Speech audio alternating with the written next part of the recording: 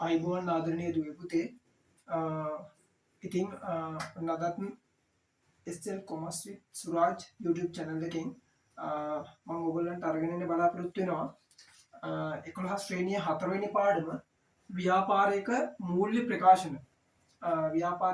ප්‍රකාශන කියන පාඩම ඉතින් මම ඔයගොල්ලන්ට මගේ YouTube channel එකෙන් මීට ඉහතදී මම දාලා තිබුණා 9න් 10ට යන අලුත් දූල පුතාලට කොහොමද කොමර්ස් කියන විෂය ඔයගොල්ලෝ තෝරගන්නේ සහ ඔයගොල්ලෝ කොමර්ස් කියන විෂය තෝරගද්දී මොනවද ඔයගොල්ලෝ බලන්න ඕනේ කරුණු. ඒ කියන්නේ ඔයා විෂයක් දැනගෙන කොහොමද විෂයකට ප්‍රවේශ වෙන්නේ? මෙන්න මේ කියන කරුණුත් එක්ක තමයි මම ඔයගොල්ලන්ට වීඩියෝස් දාලා තිබුණේ. ඉතින් මම ඒ අවස්ථාවේදී කිව්වා ඔයගොල්ලන්ට 11 වසර විශේෂ පාඩම් සහ 10 ශ්‍රේණියේ පාඩම් අනුපිළිවෙලට නෙමෙයි. නමුත් ඔයගොල්ලන්ට වැදගත් වෙන විභාගෙදී අනිවාර්යෙන් විභාගෙදී ඔයගොල්ලන්ට බොහොම වැඩි ලකුණු ප්‍රමාණයක් ගන්න පුළුවන් මේ පාඩම් අතර අනිවාර්ය ප්‍රශ්නයක්.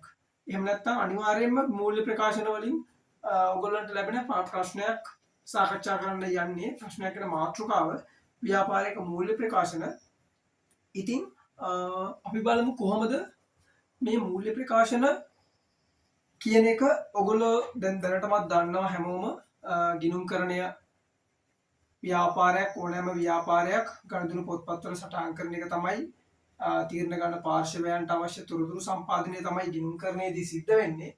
ඉතින් අපි බලමු කොහොමද ව්‍යාපාරික මූල්‍ය ප්‍රකාශන කියන තැනට එනකල් නැවත අපේ මතකයේ පොඩ්ඩක් අපි ආවර්ජනය කරගත්තොත් මුලින්ම ව්‍යාපාරයක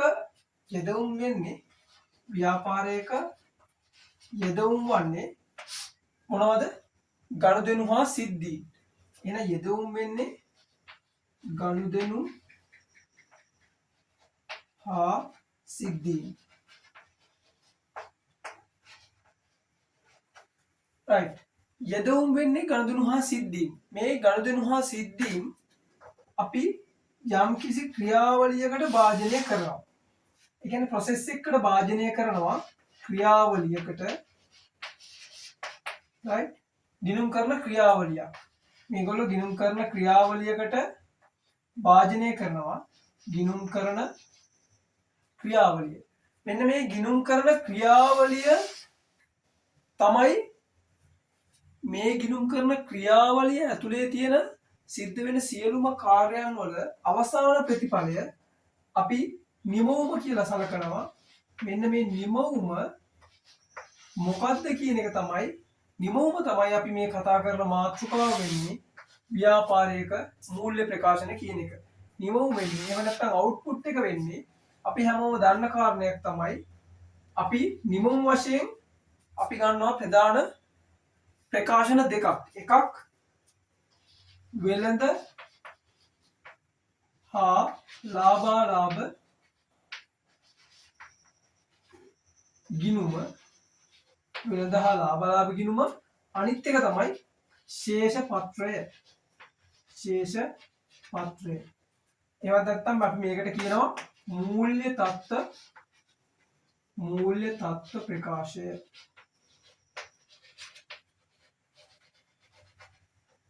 right.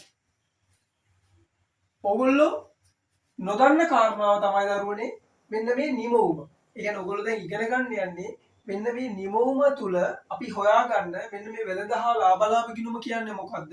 ශේෂ පත්‍රය කියන්නේ මොකද්ද? එහෙම නැත්නම් මූල්‍ය තත්ත්ව ප්‍රකාශය කියන්නේ මොකද්ද කියන එක තමයි අපි අද ඉගෙන ගන්න යන්නේ. ඔයගොල්ලෝ දැනටමත් දන්නවා ගිණුම්කරණයේ ගනුදෙනු හා සිද්ධීන් ඕනෑම ව්‍යාපාරයක් ගනුදෙනු හා සිද්ධීන් වලට මුහුණ දෙනවා. ඉතින් මේ ගනුදෙනු හා සිද්ධීන් ඒගොල්ලෝ අපි දන්නවා ඕනෑම ගනුදෙනුවක් හා සිදුවීමක් වුණාම අපි ඒක වාර්තා කරන්නේ පළමුවෙන්ම වාර්තා කරන්නේ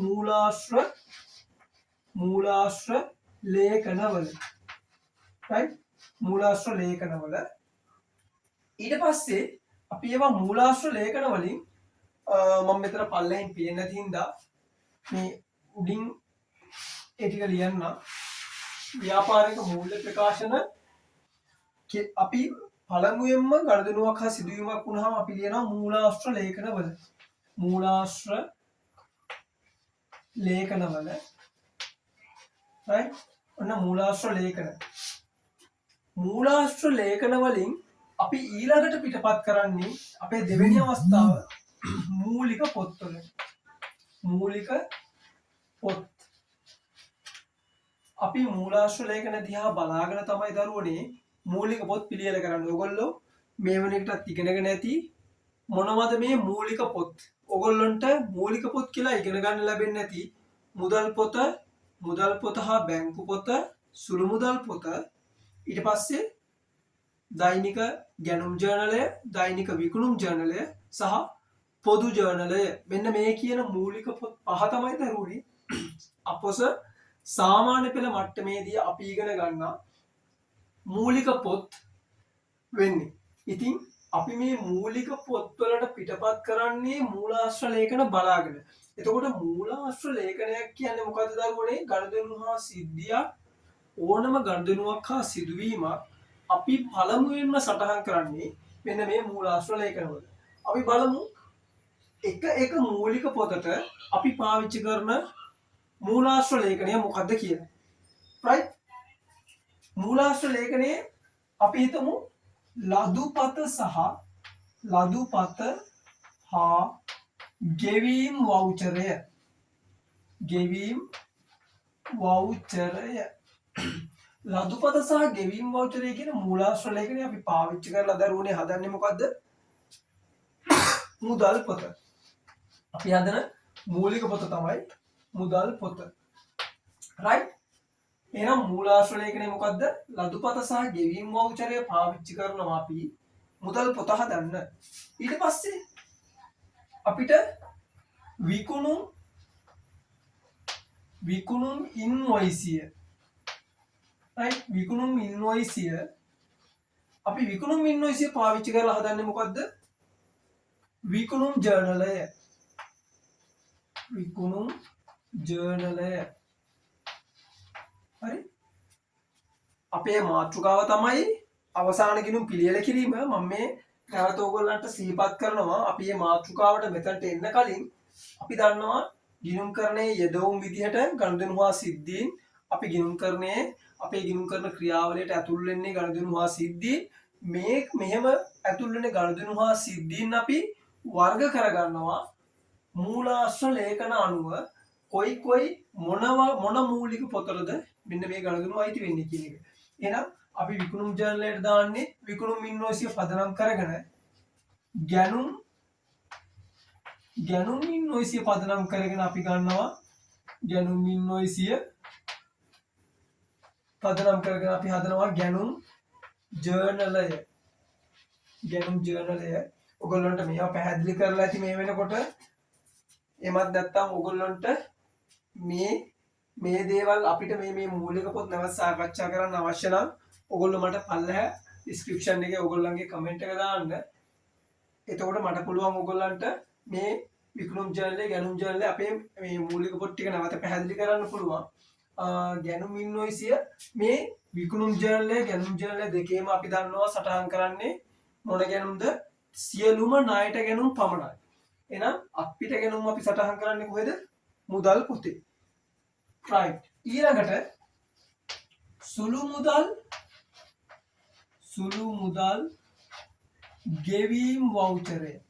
සුළු මුදල් ගෙවීම් වවුචරය අපි පාවිච්චි කරනවා මොකටද? සුළු මුදල් පොත පිළියෙල කරන්න. right? මම මෙතන පොඩ්ඩක් දගන්නවා. සුළු මුදල් ගෙවීම් වවුචරය අපි පාවිච්චි කරන්නේ සුළු මුදල් පොත පිළියෙල කරන්න. සුළු මුදල් පොත. right? ඊට පස්සේ සුළු මුදල් පොත පිළියෙල කරන්න ඒක ගන්නවා. ඊළඟට අපි ගන්නවා ජර්නල් වවුචරය. අපි ජර්නල් වවුචරය පාවිච්චි කරනවා දරුවනේ පොදු ජර්නලය පිළියෙල කරන්න. පොදු ජර්නලය. right? එහෙනම් ඔයගොල්ලන්ගේ මතකේ නැවත අලුත් වෙන්නේ නැති අපේ ගිණුම්කරණය ගනුදෙනු හා සිදුවීම් අපේ ගිණුම්කරණයේ ක්‍රියාවලිය ඇතුළට එන්නේ ඒ ආවහම අපි ඒවා කෙලින්ම ඕනෙම ව්‍යාපාරයක් මූලාශ්‍ර ලේඛනවල තමයි වාර්තා කරන්නේ. මූලාශ්‍ර ලේඛනවල වාර්තා කරන ඒවා අපි වර්ග කරගන්නවා. ගිණුම්කරණයේදී තීරණ ගන්න පාර්ශවයන්ට අවශ්‍ය තොරතුරු නිවැරදි තොරතුරු ලබා දෙන්න නම් අපි මේ දේවල් නිවැරදිව වර්ග කරගන්න ඕනි. ඔයගොල්ලෝ දන්නවා ගිණුම්කරණයේ ආරමුණ තමයි තීරණ ගන්න පාර්ශවයන්ට අවශ්‍ය තොරතුරු නිවැරදිව ලබා දෙන එක. ඉතින් මුදල් පොත, විකුණුම් ජර්නලය, ගැනුම් ජර්නලය, සුළු මුදල් පොත සහ පොදු ජර්නලය කියන මෙන්න මේ මූලික පොත් පහට අවශ්‍ය මූලාශ්‍ර ලේඛන පහ තමයි මම මේ ඔයගොල්ලන්ට නැවත මතක් කරේ. ඊට පස්සේ ඔන්න අපි මූලාශ්‍ර ලේඛන වලින් මූලික පොත්වලට පිටපත් කරගන්නවා. ඊට පස්සේ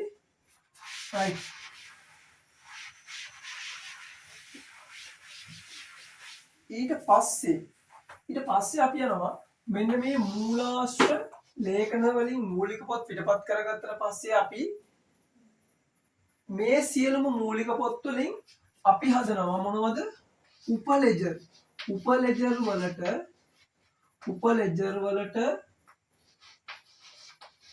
ගනුදෙනු පිටපත් කරනවා.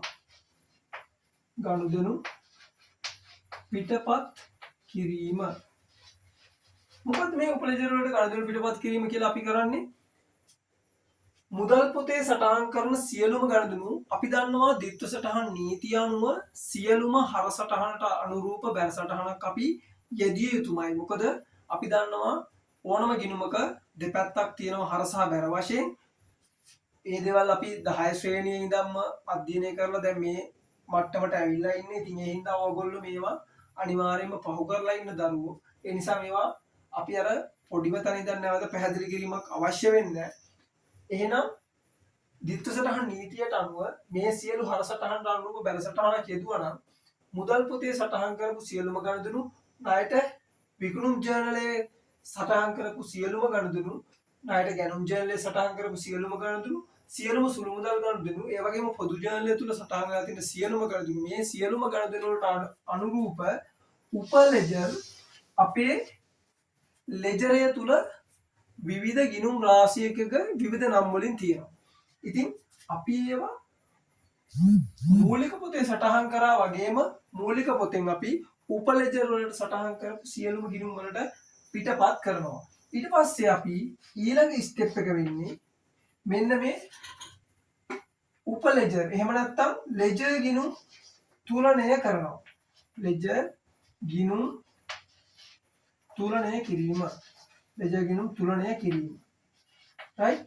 අපි ලෙජර් ගිණුම් තුලනය කිරීම කරනවා කියලා කියන්නේ ඔයගොල්ලෝ දන්නවා ලෙජර් ගිණුමක හර සහ බැර ශේෂයන් විවිධ ආකාරයෙන් සටහන් වෙනවා. මෙන්න මේ දෙපැත්තේ සටහන් වෙලා තියෙන දේවල් වල හර පැත්තේ අගයට අනුරූප බැර පැත්තේ අගය එහෙම නැත්නම් බැර පැත්තේ අගයට අනුරූප හර පැත්තේ අගයන් ටික අපි සංසන්දනය කරලා අවසාන ශේෂ ටික අපි ගන්නවා මේ සියලුම ගිණුම් වල. සමහර ගිණුම් ගැසිලා යන්න පුළුවන්. තවත් සමහර ගිණුම් වල හර ශේෂයන් ඉතුරු වෙනවා. තවත් සමහර ගිණුම් වල බැර ශේෂයන් ඉතුරු වෙනවා. ඔයගොල්ලෝ දන්නවා හර ශේෂයක් නම් බොහෝ වෙලාවට අපිට එන්නේ වත්කම් ගිණුමක් එහෙම නැත්නම් වියදම් ගිණුම් වල.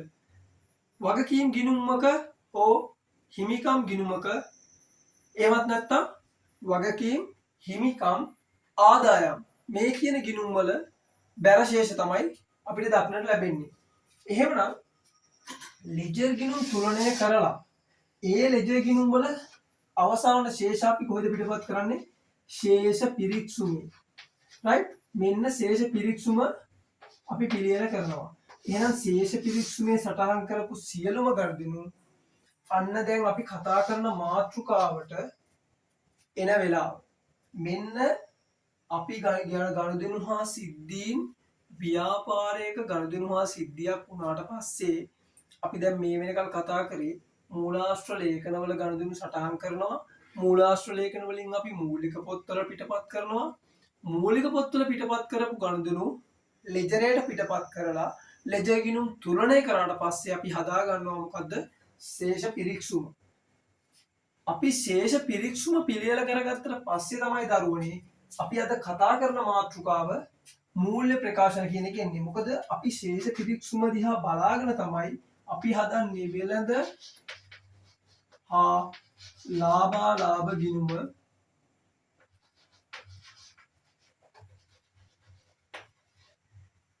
සහ ශේෂ පත්‍රය. එහෙම නැත්නම් මේ ශේෂ පත්‍රය කියන එකටම තමයි මම ඔයගොල්ලන්ට කිව්වේ මූල්‍ය තත්ත්ව ප්‍රකාශය. ඔයගොල්ලන්ට පැහැදිලි ඇති අපි ගිණුම් කරන්නේදී ආව ගමන. එහෙමනම් අපි අවසානයේ අද කතා කරන මාතෘකාව මූල්‍ය ප්‍රකාශන. මෙන්න මේ මූල්‍ය ප්‍රකාශන කියන මාතෘකාවට තමයි අපි අපගේ මතකය ආවර්ජනය කරගත්තේ. එහෙනම් අපි බලමු මූල්‍ය ප්‍රකාශනයක් කියන්නේ මොකක්ද?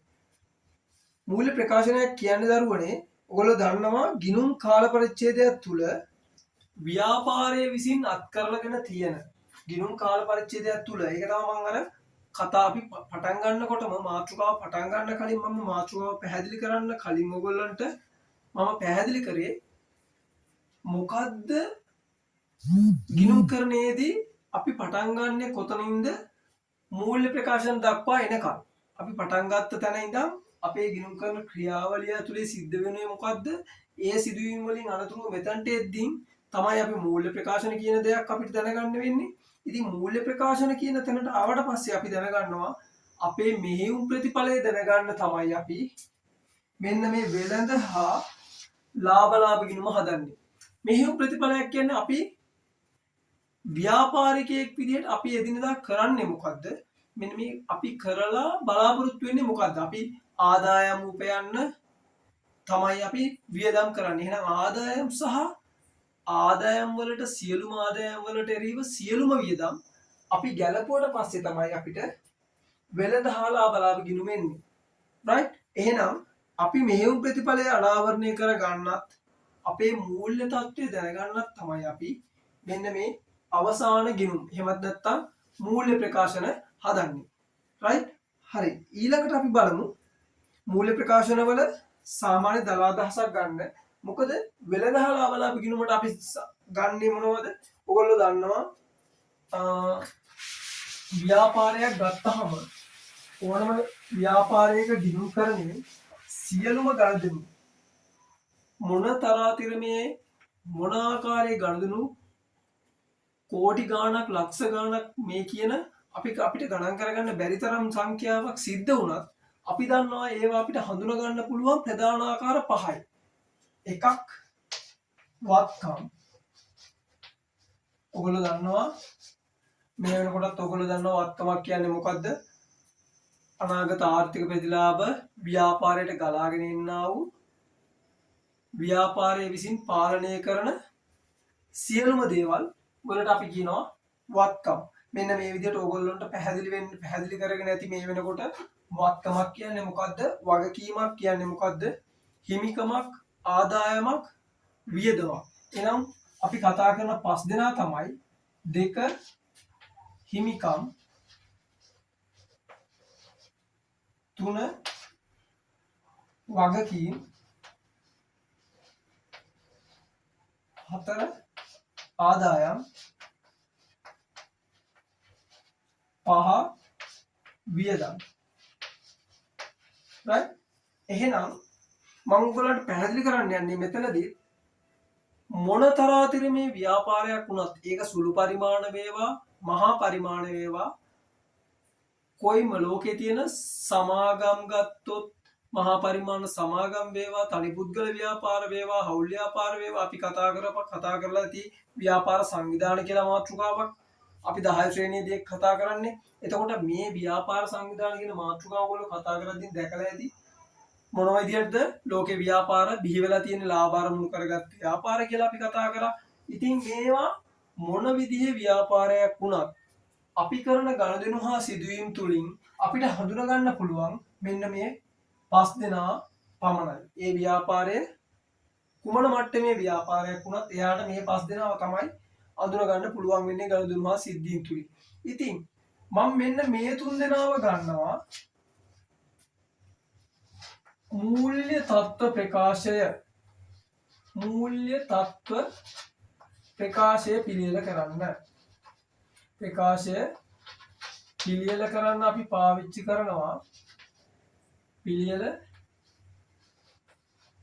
කිරීමට වත්කම් හිමිකම් වගකීම් කියන තුන් දෙනා තමයි අපි ගන්නෙ මූල්‍ය තත්ත්ව ප්‍රකාශය පිළියෙල කිරීමට. ඔයගොල්ලන්ට මතක ඇති ගිණුම් කරන සමීකරණය ඔයගොල්ලන්ට මතක නම් වත්කම් සමානයි හිමිකම් ධන වගකීම් ගිණුම් කරන සමීකරණය. අපි මේ ගිණුම් කරන සමීකරණය ප්‍රකාශනයක් ආකාරයට හදන එක තමයි මෙන්න මේ මූල්‍ය ප්‍රකාශන කියලා කියන්නේ දරුවනේ. මොකද වත්කම් සියලුම ව්‍යාපාරයේ තියෙන සියලුම වත්කම් සමන්විත වෙලා තියෙන්නේ මොන ආකාරයකටද? ඒ කියන්නේ ඒ වත්කම් වල හිමිකාරීත්වයෙන් අයිතිකරුට කොච්චරක් තියනවද? බාහිර පාර්ශවයන්ට කොච්චරක් තියනවද කියන එක ප්‍රකාශනයක් ආකාරයෙන් පෙන්වන එක තමයි මෙන්න මේ මූල්‍ය தত্ত্ব ප්‍රකාශය. එහෙම නැත්නම් ශේෂ පත්‍රය කියලා අපි කියන්නේ. ශේෂ පත්‍රය කියලා කියන්නේ. එහෙනම් අපි ශේෂ පත්‍රයට ගන්නේ මේ තුන් දෙනා. අපි හදනවා තවත් ප්‍රකාශයක්. මොකද්ද? වෙළඳ හා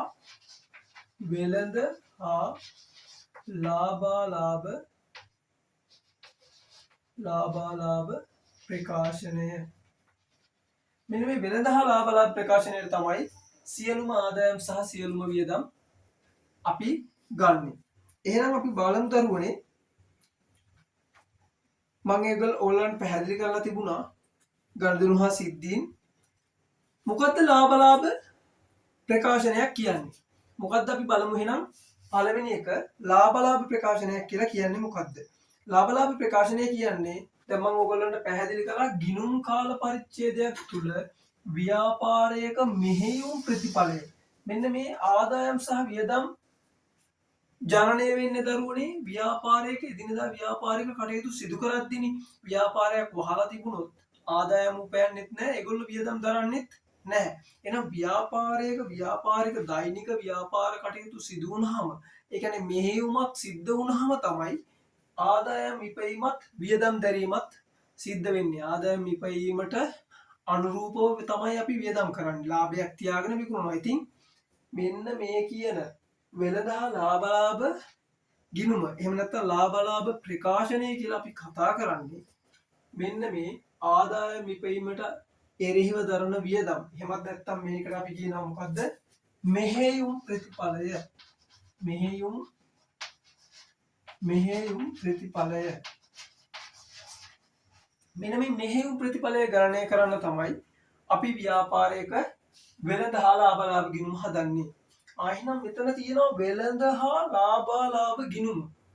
මෙන්න මෙතනදී අපි ලාභය කියන දෙක දැනගන්නවා ප්‍රධාන ආකාර දෙකකින්. බලමු අපි අපේ මාතෘකාව විදිහට අපි ගමු වෙළඳ හා ලාභාලාභ ගිණුම.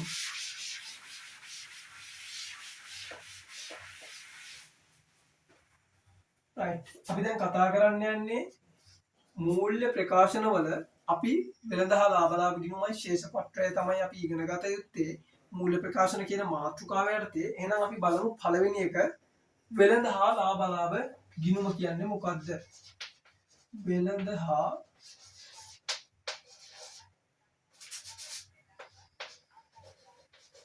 ලාභාලාභ ගිණුම. right. වෙළඳ හා ලාභාලාභ ගිණුමක් අපි පිළියෙල කරද්දී අපි දරුවනේ ලාභය අපි හොයාගන්න යන්නේ ව්‍යාපාරයේ සියලුම ආදායම් වලට එරෙහිව දරපු සියලුම වියදම්. ඔයාලට පැහැදිලි ඇති මොකද්ද මම කිව්වේ? සියලුම ආදායම් වලට එරෙහිව අපි කරපු සියලුම වියදම් ගලපලා තමයි අපි ව්‍යාපාරයක ලාභය හොයාගන්නේ. නමුත් අපි මේක හදන පිළිවෙලක් තියෙනවා. එහෙනම් අපි ඉස්සරලම පළවෙනි පියවරේදී අපි හොයාගන්නවා කවුද? දල ලාභය. ඊළඟට තමයි අපි ව්‍යාපාරයේ ශුද්ධ ලාභය හොයාගන්නේ. එහෙනම් අපිට නැවතත් අලුත් සංකල්ප දෙකක් ආවා. මොකද්ද? දල ලාභය, ශුද්ධ ලාභය. මෙන්න මේ දල ලාභය කියන්නේ මොකද්ද? ඔයගොල්ලෝ දන්නවා ව්‍යාපාරයක ප්‍රධානම ආදායම් මාර්ගය මොකද්ද දරුවනේ? ව්‍යාපාරයක ප්‍රධාන ආදායම් මාර්ගය තමයි භාණ්ඩ විකිණීම. සමහර ව්‍යාපාර තියෙනවා වෙන්න පුළුවන් භාණ්ඩ නිෂ්පාදනය කරලා ඒගොල්ලෝ විකුණනවා. එහෙම නැත්නම් සමහර බහුතරයක් ව්‍යාපාර ඔයගොල්ලෝ දන්නවා තියෙන්නේ කොහොමද දරුවනේ වෙනත් තැනකින් භාණ්ඩ ගෙනල්ලා ඒ භාණ්ඩ නැවත විකුණනවා ලාභයක් තියාගෙන. ඒ කොහොම වුණත් මෙන්න මේ දල ලාභය කියන සංකල්පය මේ දල කියන එකකින් අදහස් වෙන්නේ ඒකට නිශ්චිතව තව මොනවා හරි ගලපන්න ඉතුරු වෙලා තියෙනවා කියන අදහස. ඒ කියන්නේ දල වශයෙන් අපි කියනවනේ සාමාන්‍ය කතා කරලා දල වශයෙන් මෙන්න මෙහෙම වෙන්න පුළුවන්. දල වශයෙන් මෙයාගේ ආදායම මෙහෙම වෙන්න පුළුවන්. ඒ කියන්නේ අපිට නිශ්චිත නෑ. හරි උත්තරයක් නෙමෙයි. ඒකේ අපි ගන්නේ සංක්ෂිප්ත අදහසක් විතරයි. කෙටි අදහසක්. එහෙනම් මේ දල ලාභය කියන එක ඇතුලේ අපි දන්නවා ව්‍යාපාරයක සියන ප්‍රධානම ආදායම් මාර්ගයට එරෙහිව ඔහු දරන ප්‍රධානම වියදම් ටික තමයි අඩු කරන්නේ. ඒ කියන්නේ ව්‍යාපාරයක තියෙන ප්‍රධාන ආදායම් මාර්ගය තමයි දරුවනේ මොකද්ද? විකුණුම්. එහෙනම් මෙන්න මේ විකුණුම් තමයි ප්‍රධාන ආදායම් මාර්ගය වෙන්නේ. එහෙනම් විකුණුම් වලට එරෙහිව දල ලාභය අපි ගණනය කරද්දී විකුණුම් ආදායමින් විකුණුම් භාණ්ඩවල පිරිවැය තමයි අපි අඩු කරන්නේ. එහෙනම් විකුණුම් වලින් අපි අයින් කරනවා කවුද?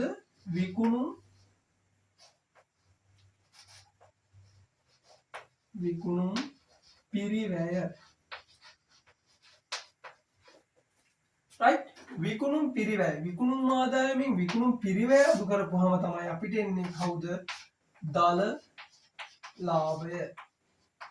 right මෙන්න මේ දල ලාභය අපි හොයාගන්නේ විකුණුම් ආදායමින් විකුණුම් පිරිවැය අඩු කරලා.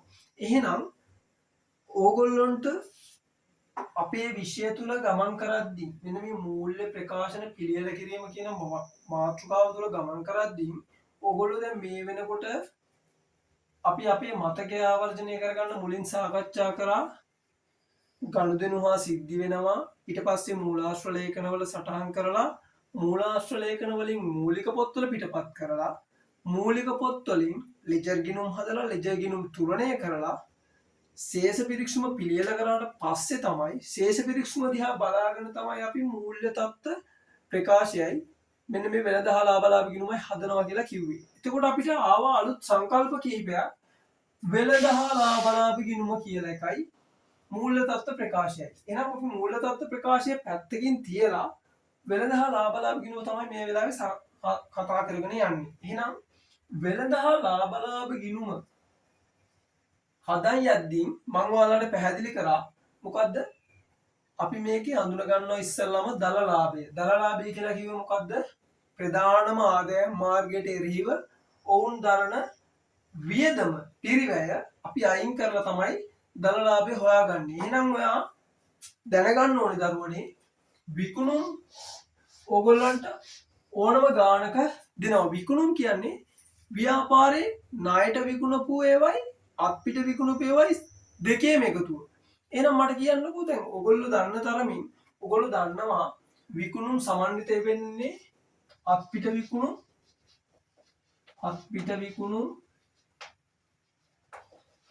ණයට විකුණුම් right එහෙනම් ඕනම ගානකදී ඔයගොල්ලන්ට මෙන්න මේ විකුණුම් ආදායම දෙනවා. ඒ කියන්නේ ඔයගොල්ලන්ට ශේෂ පිරික්සුමක් දෙද්දී මෙන්න මේ විකුණුම් ආදායම දෙනවා. ඔයාලා විකුණුම් ආදායම දුන්නාම අපි හිතමු දුන්නේ නැහැ කියලා. එහෙමනම් ඔයා අත්පිට විකුණුම් හොයාගන්න වෙන්නේ මුදල් පොතේ. හේතුව මොකද්ද? අත්පිට විකුණනවා කියන්නේ මුදල් වලට සිද්ධ වෙන ගනුදෙනුවක්. එහෙනම් මුදල් මත සිදුවෙන සියලුම ගනුදෙනු අපි සටහන් කරලා තියෙන්නේ මොන මූලික පොතේද? මුදල් පොතේ. එහෙනම් අපිට මුදල් පොතෙන් අත්පිට විකුණුම් ටික හොයාගන්න පුළුවන්. ණයට විකුණුම් හොයාගන්න අපිට සිද්ධ වෙනවා දෛනික විකුණුම් ජර්නලය නේද? දෛනික විකුණුම් ජර්නලය. මොකද විකුණුම් ජර්නලය තුලනේ ණයට විකුණුම් සටහන් කරන්නේ. එහෙනම් විකුණුම් ජර්නලයේ අපි මුළු එකතුවෙන් විකුණුම් ජර්නල එකතුවට අත්පිට විකුණුම් ටික එකතු කරලා තමයි අපිට විකුණුම් හොයාගන්න වෙන්නේ. නමුත් ඔයා හදාගන්න වෙනවා මෙන්න මේ විකුණුම් පිරිවැය. right එහෙනම් අපි අද අපේ මේ පළවෙනි වීඩියෝ එක අවසන් කරමු. කොහොමද විකුණුම් පිරිවැය හොයාගන්නේ කියන එක අපි සාකච්ඡා කරලා.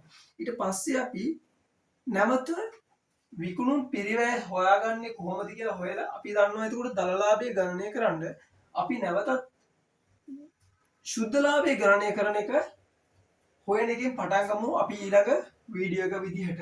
එහෙනම් මම ඔයගොල්ලන්ට කියනවා කොහොමද විකුණුම් පිරිවැය අපි හොයාගන්නේ. right? එහෙනම් ඔන්න විකුණුම්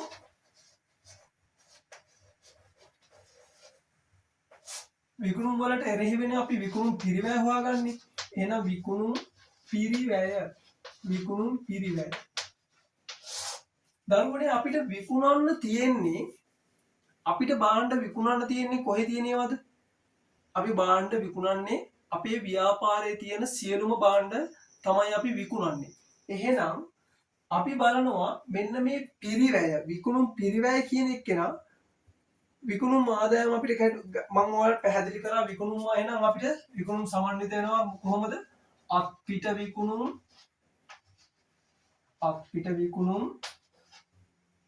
ණයට විකුණුම්. මෙන්න මේ දෙකෙන් තමයි ණයට විකුණුම්. මේ දෙකේ එකතුවෙන් තමයි අපිට මුළු විකුණුම් ආදායම එන්නේ. මේක පැහැදිලිනේ. ඒක හරිම සරලයි. මොකද ඔයගලන්ට බොහෝ වෙලාවට ගානක දෙනවා විකුණුම් ආදායම. එහෙම නැති වුණොත් ඔයගොල්ලෝ විකුණුම් ආදායම හොයාගන්න ඕනේ අත්පිට විකුණුම් සහ ණයට විකුණුම් දෙකේ එකතුවෙන්. පැහැදිලිනේ. නමුත් විකුණුම් පිරිවැය විකුණු භාණ්ඩවල පිරිවැය විකුණුම් පිරිවැය මේකට අපි කියනවා විකුණු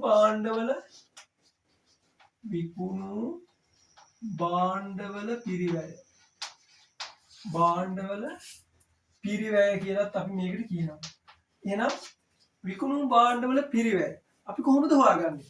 විකුණු භාණ්ඩවල පිරිවැය කියන දරුවනේ අපි ව්‍යාපාරයක විකුණන්නේ අපේ ව්‍යාපාරයේ තියෙන මොනවද? අපේ ව්‍යාපාරයේ තියෙන භාණ්ඩ තොග තමයි විකුණන්නේ. එහෙනම් අපි විකුණන්න තොග ගේද්දි අපි හිතමු ඔයාගේ ව්‍යාපාරය පටන් ගත්තේ අපි හිතමු දැන් ඔයා කතා කරන ව්‍යාපාරය පටන් ගත්තේ 2020 පටන් ගත්ත ව්‍යාපාරය දැන් ඔයා ඉන්නේ 2021 කියලා හිතන්න.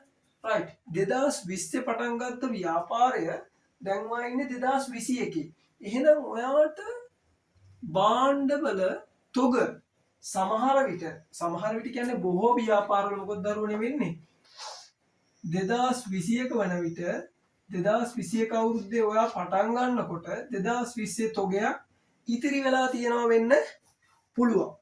පැහැදිලිද? එහෙනම් මම කියපු කතාව නැවත මම පැහැදිලි කරන්නම්.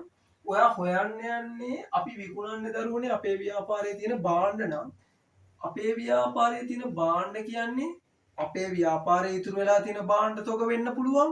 ඔයා අලුතින් ගත්ත භාණ්ඩ වෙන්න පුළුවන්. ඒත් එක්කම අපි මේ හැම වෙලාවෙම හොයන්නේ අපි දරපු වියදමනේ. එහෙනම් මේ ගේන භාණ්ඩ අපි අලුතින් භාණ්ඩයක් ගත්තාම ඒ භාණ්ඩේ ව්‍යාපාරයට නිකන් කවුරුත් ගෙනලා දෙනවද? නෑ. භාණ්ඩයක් ගේනකොට ඒගොල්ලෝ ඒකට ප්‍රවාහන ගාස්තුවක්, ගෙනීමේ කුලියක්, පැටවීමේ ගොඩ බෑමේ කුලි මෙන්න මේ වගේ ඕනම මුදලක්, ඒ කියන්නේ 6 එකක් අපි ගෙවන්න වෙනවා. එහෙනම් ඒකත් අපි දරපු වියදමක්. මොනවටද? විකුණුම් සඳහා විකුණු භාණ්ඩවලට අපි දරන වියදමක්. එහෙනම් අපි විකුණුම් වලට එරෙහිව සියලුම විකුණුම් සඳහා දරපු පිරිවැයන් එහෙම නැත්නම් වියදම් ටික ගැලපුවාම තමයි අපිට දරුවනේ අර අපි හොයන්න යන දල ලාභය ලැබෙන්නේ.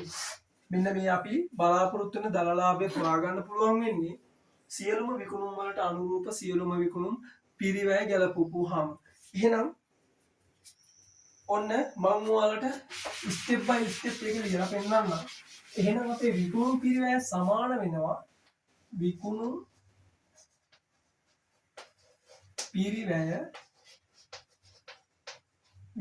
පිරිවැය සමාන වෙනවා අපි හොයන්න යන විකුණුම් පිරිවැය. අපි හිතමු මම අර කිව්වා වගේ 2020 පටන් ගත්ත ව්‍යාපාරයක් මේක. දැන් ඉන්නේ 2021. ඔයා හදන්න යන්නේ 2021. එහෙම නැත්නම් අපි හිතමු 2021 පටන් ගත්තේ ව්‍යාපාරේ. ඔයාගේ ව්‍යාපාරේ මේ අවුරුද්දේ තමයි පටන් ගත්තේ. එහෙනම් දරුවනේ ව්‍යාපාරයට ආරම්භක තුගයක් තියෙයිද? ඔයා හදන ගානක ආරම්භක තුගයක් තියෙයිද? කොහෙත්ම ආරම්භක තුගයක් තියෙන හේතුවක් නැහැ. මොකද ඔයා මේ අවුරුද්දේ ව්‍යාපාරේ පටන් ගත්තේ. එහෙමනම් ඔයා ව්‍යාපාරේ පටන් අරන් තියෙන ඒ අවුරුද්දේ නම් ඔයාට ආරම්භක තුගයක් නැහැ. එහෙමනම් අපි දැන් කතා කරන්නේ ඔයා හදන්නේ එක අවුරුද්දක පටන් ගත්ත තුගයක් වේවා, කලින් අවුරුද්දක පටන් ගත්ත ව්‍යාපාරයක් නම් ආරම්භක තුගයක් තියෙනවා. අපි ඒකට අගයක් දානවා. එහෙම නැත්නම් අපි ආරම්භක තුගයක තියෙන විදිහටම ලියනවා. නමුත් අගයක් නැත්නම් අපි ඒක දාන්නේ නැහැ. right. ආරම්භක තුගය. ආරම්භක තුගය අපි හිතමු ආරම්භක තුගයේ වටිනාකමක් තියෙනවා. එකතු කරනවා කවුද? ගැනුම්. ගැනුම් කියන්නේ අපි මේ වසරේ මිලදී ගත්තේවා 2021 වර්ෂයේ මිලදී ගත්තේවා. මේ තියෙන ආරම්භක තුගය මේ හැම තොරතුරක්ම දරුවනේ ඕගොල්ලන්ට ශේෂ පිරික්සුමක් තුල දැන් තියෙන දේවල්. මම ඕගොල්ලන්ට කිව්වනේ අපි ශේෂ පිරික්සුම දිහා බලාගෙන තමයි ලාභ ගිණුමයි ශේෂ පත්‍රය හදන්නේ. එහෙනම් මෙන්න මේ විකුණුම් පිරිවැය හොයන්න කියලා ඔයාලට කියනකොට ඔයා ශේෂ පිරික්සුම දිහා බලාගෙන විකුණුම් පිරිවැයට අදාළ සංරචකවල වටිනාකම් ටික මෙන්න මේ පිරිවැලට දාන්නයි ඕනේ. ඒ විදිහට ඔයා ගාන හදන් ගියොත් තමයි ඔයාගේ ගානයේ නිර්වද්‍යතාවය සහ සියලුම කරුණු සර්ව සම්පූර්ණ වෙන්නේ. මොකද ඔයා මේක නිවැරදිව හදලා මේකෙන් එන ලාභය ඔයා දන්නවා. ඕනම ව්‍යාපාරයක ලාභය හෝ අලාභය අයිති කාටද? ඒ ව්‍යාපාරේ හිමිකරුවන්ට. එහෙනම් ව්‍යාපාරයේ හිමිකරුවන්ට මේ ලාභය මෙයා අරන් යන්න ඕනේ. හිමිකරුවන්ට ලාභය අරන් යනවා කියන්නේ මෙයා හිමිකමට මේක එකතු කරන්න ඕනේ. එහෙනම් මෙයා නිවැරදිව ලාභය ගණනය කරගත්තේ නැත්නම් අතනදී හිමිකමට එකතු වුණාගේ වෙනස් වෙන හින්දා අපේ ව්‍යාපාරේ අන්නර සමීකරණය ප්‍රකාශනයක් ආකාරයෙන් ඉදිරිපත් කරද්දී මත්කම් සමානයි හිමිකම දන වගකීම් කියන සමීකරණයේ සමානාත්මතාවය සිද්ධ වෙන්නේ නැහැ. ඒ කියන්නේ ඔයාගේ ගිණුම් කරණයේදී ඔයා කරපු වැරද්ද නිසා මෙන්න මෙතනින් ලාභය නිවැරදිව ගණනය කරගත්තේ නැත්නම් ඔයාට අවසානයේ ගානේ උත්තරය නිවැරදි වෙන්නේ නැහැ. එහෙනම් මම ඔයාලට පැහැදිලි කරේ ශේෂ පිරික්සුම තුල තියෙන මේ කරුණු ටික ඔයා ගන්න ඕනේ මෙන්න මේ විකුණුම් පිරිවැයට අදාළ කරුණු විකුණුම් පිරිවැය ළඟ ගන්න ඕනේ. එහෙමනම් ගැනුම් අපි මෙතනින් ලියා ගන්නවා. ගැනුම් වලට අපි එකතු කරනවා ගෙන ඒමේ කුලි. right. මෙන්න මේ ආරම්භක තොගයට ගැනුම් ගෙන ඒමේ කුලිය එකතු කරලා අපි මේ දෙක ගන්නවා. ආරම්භක තුගයත් එක්ක එකතු කරනවා. එකතු කරලා මේන උත්තරයට අපි ලස්සන වචනයක් කියනවා. මොකක්ද ලස්සන වචනය? මේකට අපි කියනවා පරිභෝජනයට ඇති ද්‍රව්‍යවල පිරිවැය. ඇති ද්‍රව්‍යවල පිරිවැය. ඇයි මං ඒක එහෙම කිව්වේ? අපිට පරිභෝජනය කරන්න තියෙන ද්‍රව්‍යවල පිරිවැයට තමයි මේ කියන්නේ. පිරිවැය කියන්නේ මේක වියදම. ඒක හැම වෙලාවෙම මතක තියාගන්න. මේ අපි ව්‍යාපාරයේ විකුණන්න ව්‍යාපාරය තුල විකුණන්න තිබුණු සියලුම තොගවල පිරිවැය තමයි මේ තියෙන්නේ. ඒ කියන්නේ ව්‍යාපාරයේ ආරම්භයේ තිබ්බා මේ ප්‍රමාණය. ඒකට අපි අලුතින් ගත්ත තොගයක්. ඒ තොගය ගේන්න මේ වගේ පොඩි වියදමක් දරුවා. නමුත් ඒකත් අපි දරපු වියදමක් නිසා අපි ඒකත් අරගෙන ආරම්භක තොගයයි අලුතෙන් ගෙනාපුවයි ටික එකතු වුණාම අපිට ආවා පරිභෝජනයේ ඇති ද්‍රව්‍ය වල පිරිවැය. එහෙනම් පරිභෝජනයේ තියෙන ද්‍රව්‍ය වල පිරිවැය කියන්නේ මේක නම් අපි මෙතනින් අයින් කරන්න ඕන එක්කෙනෙක්. කවුද? ආරම්භක තොගය එකතු කරා නම් මේ 2021 අවුරුද්දේ අවසාන තොගයක් තිබුණොත් ඒ අවසාන තොගය අපි මේ විකුණුම් ඇතුලේ අවසාන තොගය මොකද විකුණලා නැහැනේ. අවසාන තොගයක් අපේ ව්‍යාපාරේ ඉතුරුනේ අපි විකුණන්නේ නැති හින්දානේ. එහෙනම් පරිභෝජනයේ තිබුණේ වලින් අඩු කරන්න ඕනේ අපි අවසන් තොගය. පැහැදිලිද? ඔන්න අවසන් තොගය අපි අඩු කරපුවාම තමයි අපිට එන්නේ කවුද? විකුණු භාණ්ඩවල විකුණු භාණ්ඩවල පිරිවැය. එහෙම නැත්නම් අපි හොයන විකුණු පිරිවැය එනවා. පැහැදිලි ඇති ආරම්භක තොගයට ව්‍යාපාරයේ අලුතෙන් තිබුණා තොගයක්. උදාහරණයක් ගන්නකො ඔයා බිත්තර විකුණන ව්‍යාපාරිකයෙක් කියලා හිතන්නකෝ. ඔයාගේ ව්‍යාපාරයේ 2020 පටන් අරගෙන 21 අවුරුද්දට එනකොට ව්‍යාපාරයේ 2020 ගත්ත බිත්තර වලින් පොඩි ප්‍රමාණයක් ඉතුරු වෙලා තිබ්බා විකුණන්න 2021. ඔයා ඒ ටික තියාගෙන තවත් බිත්තර ගෙනාවා. එහෙනම් ඔයාට ආරම්භයේ තිබුණු බිත්තර ටිකට තවත් බිත්තර ටිකක් අලුතින් ගෙනල්ලා ඔයාට දැන් විකුණන්න තිබුණා. ඒ කියන්නේ පරිභෝජනයට ඇති ද්‍රව්‍යවල පිරිවැය කියලා කියන්නේ ඔයාට විකුණන්න තිබුණා මෙච්චර බිත්තර ප්‍රමාණයක්. ඒ ප්‍රමාණය තිබුණට ඇත්තටම ඔයා 2021 අවුරුද්දේ අවසානයේට මොකද මේ මූල්‍ය ප්‍රකාශන හදන්නේ දරුවනේ ගිණුම් වර්ෂයක් අවසානයේ. ඒක පැහැදිලිනේ. ඒක ඕගොල්ලෝ දන්න කාරණයක්. එහෙනම් ඕනම ගිණුම් වර්ෂයක් අවසානයේදී හදන්නේ. එතකොට අපි දන්නවා 2021 අවුරුද්දේ අවසානයේත් බිත්තර ඉතුරු වෙන්න පුළුවන්. ඉතුරු වුණොත් මෙතන අපි ඉතුරු තොගයක් තිබුණොත් අපේ ශේෂ පිරික්සුමේ අපි ඒක අයින් කරනවා. ඉතුරු තොගයක් නැහැ කියන්නේ අපි ඒක දාන්න ඕනේ නැහැ. ඒ කියන්නේ බිත්තර ඉතුරු වෙලා නැත්තම් ඔයාගේ අවසන් තොගයක් නැත්තම් පරිභෝජනයට ඇති ද්‍රව්‍යවල පිරිවැයම තමයි විකුණු භාණ්ඩවල පිරිවැයත් වෙන්නේ. එහෙනම් මෙන්න අපි හොයාගත්ත විකුණු භාණ්ඩවල පිරිවැය. අන්න අපි මෙයා අරන් යනවා කොහොටද?